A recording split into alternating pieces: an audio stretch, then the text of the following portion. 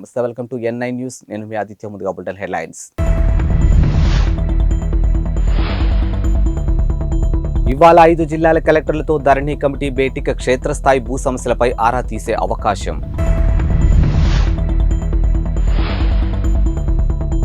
ఇవాళ హైదరాబాద్ కు AICC chief Kharge రేపు బూత్ లెవెల్ ఏజెంట్లతో కీలక భేటీ.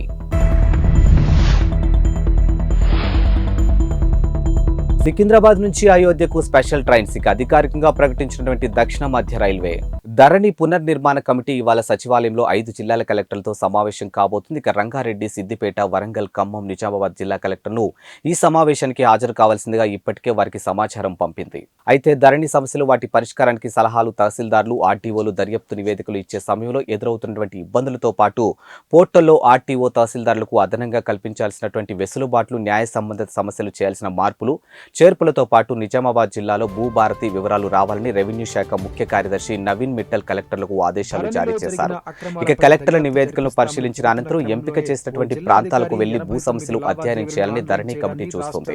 లోక్సభ ఎన్నికల షెడ్యూల్ వచ్చేలోపే డిఎస్సి అనుబంధ నోటిఫికేషన్ జారీకి కసరత్తు జరుగుతుంది. ఈ క్రమంలో విద్యాశాఖలో పదవీ విరమణ చేయనున్న వారితో సహా పలు వివరాలు అధికారులు సేకరిస్తున్నారు. ఇక రాష్ట్రంలో ఈ ఏడాది మొత్తం 3,800 మంది ప్రభుత్వ ఉపాధ్యాయులు పదవీ విరమణ చేయనున్నారు. ఇక మార్చి నెలాఖరు నుంచి పదవి విరామలు ప్రారంభం కానున్నాయి. ఇక కొత్తగా ఉపాధ్యాయ నియామకాలు చేపట్టాల్సి ఉండడంతో పాఠశాల విద్యాశాఖ ఇప్పటికే ఆయా గణాంకాలను సేకరించింది. గత ఏడాది ఆగస్టులో 5,089 ఉద్యోగ ఖాళీల భర్తీకి విద్యాశాఖ నోటిఫికేషన్ జారీ చేసింది. ఇక ఖాళీల సంఖ్యను పెంచి మెగా డిఎస్సి చేపట్టాలని ప్రస్తుత ప్రభుత్వం నిర్ణయించింది. ఇక పాత నోటిఫికేషన్ కు మరో 5,000 ఖాళీలు కలిపి అనుబంధ నోటిఫికేషన్ ఇవ్వనుంది. ఇక లోక్సభ ఎన్నికలు కూడా అమల్లోకి వచ్చేలోపే అనుబంధ నోటిఫికేషన్ జారీ చేయాలని భావిస్తూ ఉంది. సీఎం రేవంత్ రెడ్డి వద్ద మరోసారి చర్చించింది. ఇక తుది ఆమోదం పొందాల్సి ఉంది. ఇక తాము అంతా సిద్ధం చేసి ఉంచామని విద్యాశాఖ వర్గాలు చెబుతూ ఉన్నాయి. కేంద్రంలో 2024లో కాంగ్రెస్ పార్టీని అధికారంలోకి తీసుకురావడానికి మేనిఫెస్టో తయారు చేస్తున్నట్లు ఏఐసిసి మేనిఫెస్టో కమిటీ సభ్యుడు ప్రవీణ్ చక్రవర్తి వెల్లడించారు. ఇక రాష్ట్ర మేనిఫెస్టో కమిటీతో ఆయన సమావేశం అయ్యారు. ఇక రాష్ట్రంలో శాసనసభ ఎన్నికల సమయంలో వెల్లడించినటువంటి మేనిఫెస్టో అమలు జరుగుతున్న తీరు, ప్రజల నుంచి వస్తున్నటువంటి స్పందన, ఇతర అంశాలపై పార్టీ నేతలతో ఆయన చర్చించారు. ఏఐసిసి మేనిఫెస్టో కమిటీ చైర్మన్ కేంద్ర మాజీ మంత్రి చిదంబరం ఉన్నారని అన్నారు ఆయన. ఇక తాము ప్రతి రాష్ట్రానికి వెళ్లి విధానాలు, ప్రజల నుంచి సలహాలు, సూచనలు తీసుకుంటున్నట్లు చెప్పారు.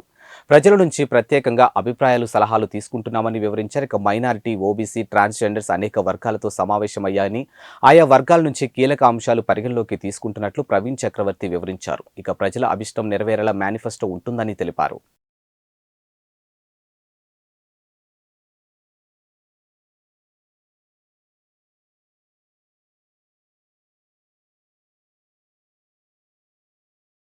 పార్లమెంటు ఎన్నికలను దృష్టిలో ఉంచుకుని రేపు ఎల్బీ స్టేడియంలో కాంగ్రెస్ బూత్ లెవెల్ ఏజెంట్లతో సమావేశం నిర్వహిస్తూ ఉన్నారు. ఈ సమావేశానికి ముఖ్య అతిథిగా ఏఐసిసి అధ్యక్షులు మల్లికార్జున ఖార్గే హాజరవుతున్నారు. బూత్ లెవెల్ ఏజెంట్లు అంతా హాజరయ్యేటట్లు చూడాలని సీఎం రేవంత్ రెడ్డి సూచించినట్లు పీసీసీ కార్యనిర్వాహక అధ్యక్షుడు మహేష్ కుమార్ గౌడ్ తెలిపారు. ఇక అసెంబ్లీ ఎన్నికల పార్టీని గెలిపించడంలో బూత్ లెవెల్ ఏజెంట్లు క్రియాశీలకంగా పనిచేశారని ఆయన కొనియాడారు. ఇక పార్లమెంటు ఎన్నికలను అనుసరించాల్సినటువంటి విధానాలపై ఈ సమావేశంలో ఖార్గే దిశానిర్దేశం చేస్తారని అన్నారు.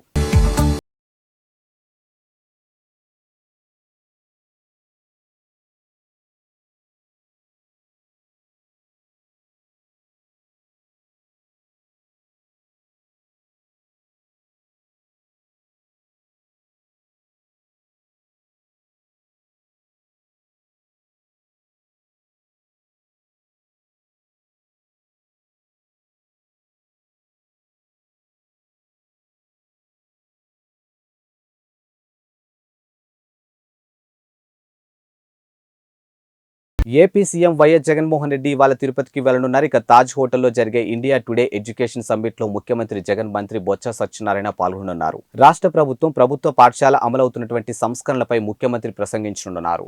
ఈ మేరకు పర్యటన వివరాలు సీఎంఓ వెల్లడించింది. ఇక మధ్యాహ్నం 2:45 తాడేపల్లి నివాసం నుంచి సీఎం బయలుదేరనున్నారు. ఇక తిరుపతిలో తాజ్ హోటల్లో జరిగే ఇండియా టుడే ఎడ్యుకేషన్ సమ్మిట్ లో ముఖ్యమంత్రి పాల్గొని అనంతరం తాడేపల్లికి తిరుగు ప్రయాణం కానున్నారు. ఇక ముఖ్యమంత్రి తిరుపతి పర్యటన కోసం అధికారులు ఏర్పాట్లు చేస్తూ ఉన్నారు.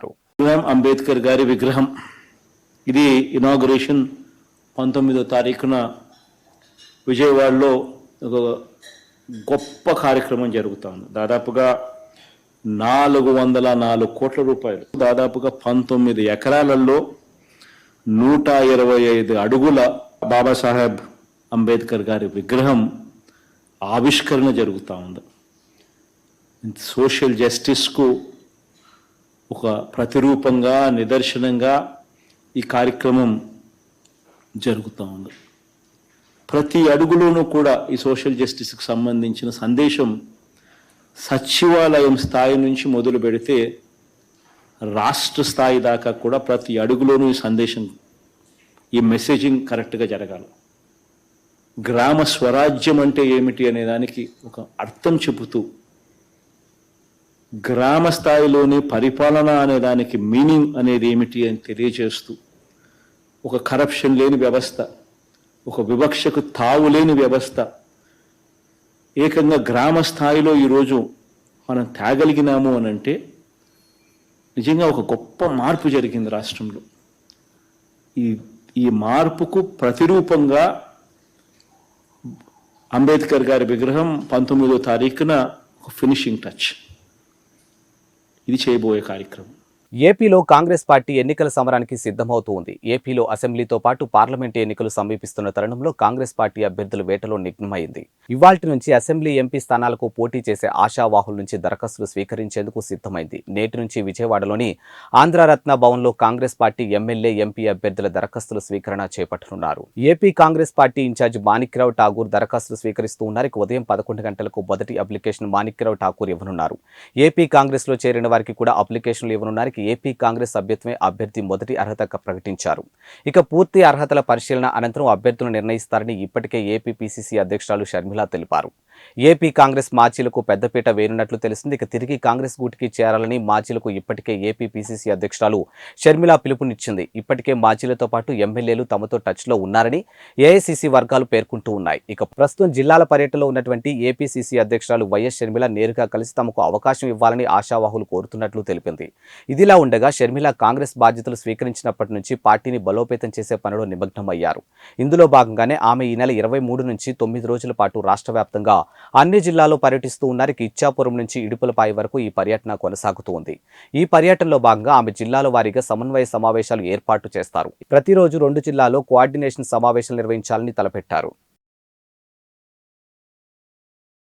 ఈరోజు వైఎస్ఆర్ తెలంగాణ పార్టీని కాంగ్రెస్ పార్టీలో విలీనం చేస్తున్నందుకు రాజశేఖర రెడ్డి బిడ్డగా నేను సంతోషిస్తున్నా. ఎందుకంటే ఈ రోజు నుంచి వైఎస్ఆర్ తెలంగాణ పార్టీ కాంగ్రెస్ పార్టీలో భాగమై, కాంగ్రెస్ పార్టీ ఉన్నంత వరకు వైఎస్ఆర్ తెలంగాణ పార్టీ కూడా కాంగ్రెస్ పార్టీలో భాగమై ఉంటుంది. కాబట్టి వైఎస్ఆర్ తెలంగాణ పార్టీ నాయకులు, వైఎస్ఆర్ తెలంగాణ పార్టీ కార్యకర్తలు నాతో పాటు ఈ రోజు చాలా సంతోషంగా ఇండియన్ నేషనల్ కాంగ్రెస్ పార్టీలో విలీనం కావడం జరుగుతుంది. రాజశేఖర రెడ్డి గారు బ్రతికున్నంత కాలం నమ్మకంగా కాంగ్రెస్ పార్టీకి సేవ చేయడమే కాకుండా రాజశేఖర రెడ్డి గారు చనిపోయే నాటికి కూడా కాంగ్రెస్ పార్టీకి సేవ చేస్తూనే చనిపోయారు. ఈ రోజు రాజశేఖర రెడ్డి బిడ్డ కాంగ్రెస్ పార్టీలో చేరుతుంది అంటే రాజశేఖర రెడ్డి గారికి చాలా సంతోషం, చాలా గర్వం కలిగించే విషయం అని నేను నమ్ముతున్నా. ఎందుకంటే ఈ రోజు మన దేశంలోనే అతిపెద్ద సెక్యులర్ పార్టీ కాంగ్రెస్ పార్టీ. కాబట్టి కాంగ్రెస్ పార్టీ మన స్వాతంత్రం వచ్చినప్పటి నుంచి పునాదులు వేయడం దగ్గర నుంచి ఈ దేశాన్ని కట్టడం దగ్గర వరకు కాంగ్రెస్ పార్టీ హస్తం ఉంది. ప్రతి వర్గాన్ని కలుపుకుపోతూ, ప్రతి విశ్వాసానికి, ప్రతి ఫెయిత్ కు నమ్మకం కలిగిస్తూ, ప్రతి సెక్షన్ ఆఫ్ ద సొసైటీలో కలుపుకుపోతూ ముందుకు వెళ్లిన party Congress party. Congress party ముందు కూడా రాహుల్ గాంధీ గారి నాయకత్వంలో బెజవాడలో వంగవీటి రాధా, బోండా ఉమా వర్గాల మధ్య సోషల్ మీడియాలో వార్ నడుస్తూ ఉంది. ఇక టీడీపీ సెంట్రల్ సీటు విషయంలో రాధా, ఉమా వర్గీయుల మధ్య పోరు ముదురుతూ ఉంది. ఇక వంగవీటి రాధను టీడీపీ నమ్మడం లేదంటూ 3 రోజుల క్రితం సోషల్ మీడియాలో పోస్టులు వైరల్ గా మారింది. ఈ పోస్టులను ఉమా వర్గీయులు చేసిన పనేనని రాధా వర్గం ఆగ్రహం వ్యక్తం చేస్తూ ఉంది. తాజాగా ఉమా టార్గెట్ గా సోషల్ మీడియాలో కౌంటర్ పోస్టులు వైరల్ అవుతూ ఉన్నాయి. ఇక రాధా వర్గమే ఇది చేసినట్టుగా ఉమా వర్గం భావిస్తోంది. నమ్మాలంటే ఏం చేయాలంటూ ఉమాకి వ్యతిరేకంగా కౌంటర్ పోస్టులు వైరల్ అయ్యాయి. ఇక పదవి కోసం పార్టీని బెదిరించాలా, చిన్నపిల్లలకు చావుకి కారణం అవ్వాలా, దేవుడి పేరుతో చందాలు పోగేయాలా, కార్పొరేటర్లకు టిక్కెట్లు అమ్ముకోవాలా, పదవి రాకపోతే కాపుల గొంతు కోసారని పార్టీకి కులానికి మధ్య విరోధం పెంచాలా, ఈసారి టిక్కెట్ రాదని అధికార పార్టీతో చర్చలు జరపాలా, అలా చేస్తేనే పార్టీ నమ్ముతుందా అంటూ చేసిన పోస్టులు వైరల్ అవుతూ ఉన్నాయి. రాధాపై 7 పాయింట్లతో పోస్టులు పెడితే 17 పాయింట్లతో ఉమాపై పోస్టులు చేయడం గమనార్హం. ఇక రాధా, ఉమా వర్గాల మధ్య కోల్డ్ వార్తో రాజకీయం హీట్ ఎక్కింది. ఆంధ్రప్రదేశ్లో ఎన్నికల సమయం దగ్గర పడుతున్న వేళ మాజీ మంత్రి బాలినేని శ్రీనివాసరెడ్డి సంచలన ప్రకటన చేశారు. ఇవే తన చివరి ఎన్నికలని, ఈసారి ఎన్నికల్లో పోటీ చేస్తున్నానని తెలిపారు. అయితే వచ్చే ఎన్నికల్లో మా అబ్బాయి పోటీ చేస్తారని వెల్లడించారు. తాను పట్టాల కోసం వెళ్లి కూర్చుంటే పార్టీ మారుతుందని రకరకాల వార్తలు వచ్చాయని అన్నారు. అందరి దయతో తిరిగి ఒంగోలులోనే పోటీ చేస్తున్నానంటూ స్పష్టం చేశారు. ఎంపీ మాగుంట శ్రీనివాసరెడ్డి తాను కలిసి పోటీ చేస్తానని చాలాసార్లు చెప్పామని, ఆ ప్రయత్నాలు కొనసాగుతున్నాయని అన్నారు. ఇక దేవుడి దయ వల్ల అది సాధ్యపడుతుందని భావిస్తున్నట్లు ఆశాభావం వ్యక్తం చేశారు. ఇక సీఎం వైఎస్ జగన్ నాయకత్వంలో ఏపీలో మరోసారి వైసీపీ జెండా ఎగరటానికి ప్రతి కార్యకర్త కృషి చేయాలని బాలినేని పిలుపునిచ్చారు. ఒంగోలు ప్రజలకు చేసినటువంటి వాగ్దానం నెరవేర్చుకుంటే రాజకీయాలు మానుకుంటానని చెప్పా, అది సాధించనని ఆనందం వ్యక్తం చేశారు. ఇక పేదల స్థలాల కోసం 231 కోట్ల రూపాయలు విడుదల చేసినటువంటి సీఎం జగన్ కు ధన్యవాదాలు తెలిపిన ఆయన 25,000 మందికి పట్టాలు ఇవ్వటమే కాదు, ఇల్లు కట్టించి ఇచ్చేందుకు కృషి చేస్తానని అన్నారు. ఇక మౌలిక సదుపాయాలు కల్పన పూర్తి చేసి వచ్చే నెల 10వ తేదీలోపు సీఎం జగన్ చే ఇళ్ల పట్టాల పంపిణీ కార్యక్రమం ఉంటుందని తెలియజేశారు. ఇక రాష్ట్రమంతా జగనన్న కాలనీలు వచ్చిన ఒంగోలులో టీడీపీ నేతలు అడ్డుకున్నారని ఆరోపించారు. ఇక భగవంతుడి దయ, సీఎం వైఎస్ జగన్మోహన్ రెడ్డి దయ వల్ల ఇళ్ల స్థలాలకు డబ్బులు వచ్చాయంటూ సంతోషం వ్యక్తం చేశారు. ఒంగోలులో 25,000 మంది పట్టాలు ఇవ్వలేకపోతే నేను పోటీ చేయను అని చెప్పాను. చాలా మంది అన్నారు, ఎందుకు అట్లా చెప్తున్నావు, అది ఒకవేళ రాకపోతే మరి మీ పోటీ చేసేదానికి ఇబ్బంది కదా అని అంటే, పర్వాలేదు, నేను చేయలేకపోతే నేను రాజకీయాలు మానేస్తాను తప్ప ఒంగోలు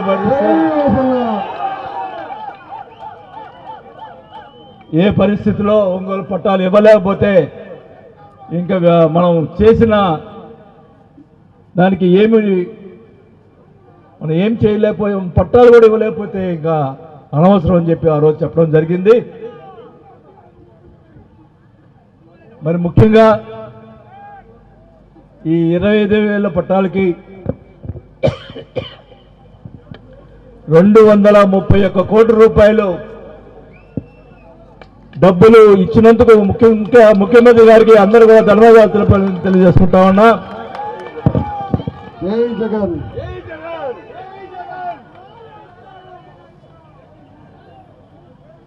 ప్రతి పేదవాళ్ళు, అక్క చెల్లెమ్మలకి నా ఒకటే కోరిక, ఇళ్ల పట్టాలు ఇవ్వటం కాదు, 25,000 మందికి ఇల్లు కట్టించే ఏర్పాటు చేస్తామని చెప్పి కూడా ఈ సభలో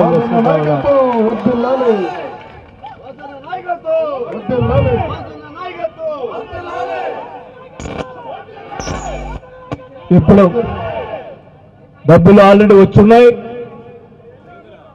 ఆ రైతులకి మొత్తం కూడా రేపెల్లుండో మొత్తం రైతులందరూ కూడా డబ్బులు వేయటం జరుగుతుంది. అక్కడ ఇన్ఫ్రాస్ట్రక్చర్ ముందుల రోడ్లు, కరెంటు ముందుల రోడ్లు వేసి, అంటే మళ్ళా ఎలక్షన్ కోడ్ వస్తే మళ్ళీ పట్టాలు ఇచ్చేదానికి ఇబ్బంది కాబట్టి ముందుల రోడ్డు వేసి ముఖ్యమంత్రి గారి చేతుల మీదుగా పట్టాలు ఇచ్చే కార్యక్రమం 10వ తేదీ లోపల జరుగుతుందని కూడా ఈ సభాముగా తెలియజేసుకుంటా ఉన్నా.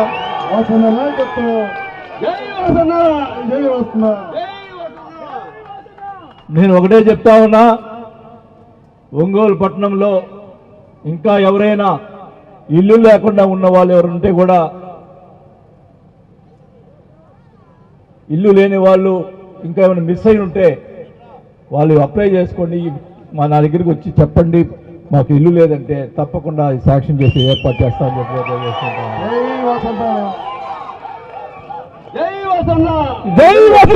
ఒకటే చెప్తా ఉన్నా, ఒంగోలులో ఇంకా పూరి గుడిసె అనేది ఉండకూడదు, ప్రతి ఒక్కరు కూడా పక్కా ఇల్లు అనేది ఉండాలని చెప్పి కూడా ఈ సభగా తెలియజేసుకుంటా ఉన్నాం.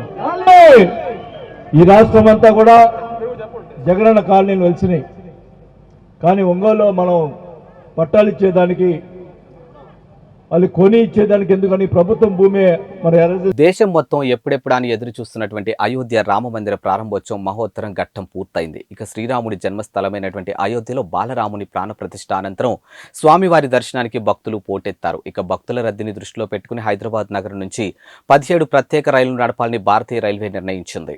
దక్షిణ మధ్య రైల్వే జనవరి 29 నుంచి ఫిబ్రవరి 29 వరకు మొత్తం 41 ట్రిప్పులు తిప్పుతుంది. ఇందులో సికింద్రాబాద్ నుంచి 17 ప్రత్యేక ట్రిప్పులు ఉన్నాయి. ఇక ఈ నెల 29, 31, ఫిబ్రవరి 2, 5, 7, 7, 9 తేదీలో అయోధ్యకు స్పెషల్ ట్రిప్పులు ఉన్నాయి. అంతేకాక ఫిబ్రవరిలో 11, 13, 15, 17, 18, 19, 21, 23, 25, 27, 29 తేదీలో ఈ రైలు నడవనున్నాయి. ఇక ప్రతిరోజు సికింద్రాబాద్ నుంచి దానాపూర్కు ఎక్స్ప్రెస్ రైలు నడుస్తుంది. ఇక ఉదయం 9:25 బయలుదేరి ఈ రైలు టికెట్లు దొరకడం చాలా కష్టంగా మారింది.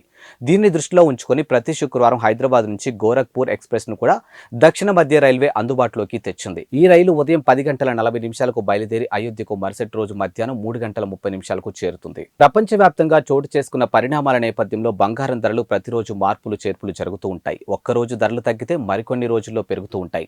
బంగారం కొనుగోలు చేసే వారికి నిన్న మొన్నటి వరకు ధరలు బెంబేలెత్తిస్తున్నప్పటికీ వరుసగా 3 రోజులు ధరలు స్థిరంగా ఉన్నాయి. బులియన్ మార్కెట్లో 22 క్యారెట్ల బంగారం రేటు 10 గ్రాములు 57,800 వద్ద ట్రేడింగ్ అవుతుంది. అలానే 24 క్యారెట్ల బంగారం తులానికి 63,050 వద్ద స్థిరంగా ఉంది. ఇక ఈ రోజు ఢిల్లీలోని 22 క్యారెట్ల గోల్డ్ రేటు తులానికి 57,950 ఉండగా 24 క్యారెట్ల మేలిమి బంగారం తులానికి 63,200 వద్ద స్థిరంగా కొనసాగుతోంది.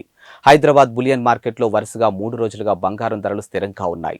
22 క్యారెట్ల బంగారం రేటు 10 గ్రాములు 57,800 వద్ద ట్రేడింగ్ అవుతూ ఉండగా 24 క్యారెట్ల బంగారం 63,050కి కొనసాగుతుంది. ఇక వరంగల్, విజయవాడ, విశాఖపట్నంలో కూడా ఇవే ధరలు కొనసాగుతూ ఉన్నాయి. ఇక బులియన్ మార్కెట్లో బంగారం ధర నేడు స్వల్పంగా తగ్గింది. ఇక కిలో వెండిపై 500 తగ్గి 75,000కు కొనసాగుతుంది.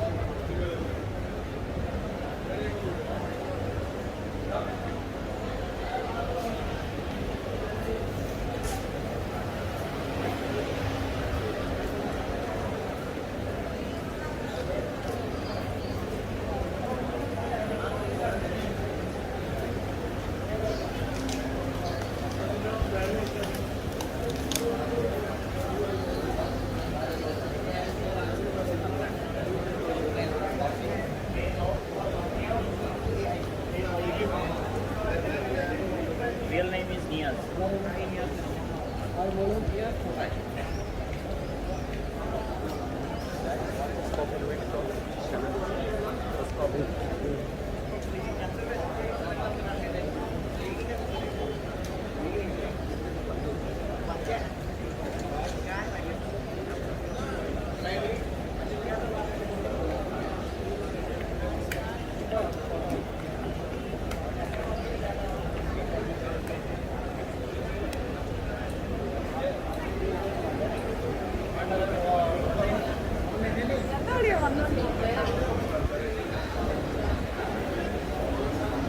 ఇవి వాల్టి బులెటిన్ అప్డేట్స్. మరో బులెటిన్తో మళ్ళీ కలుద్దాం. అంతవరకు సెలవు, నమస్కారం.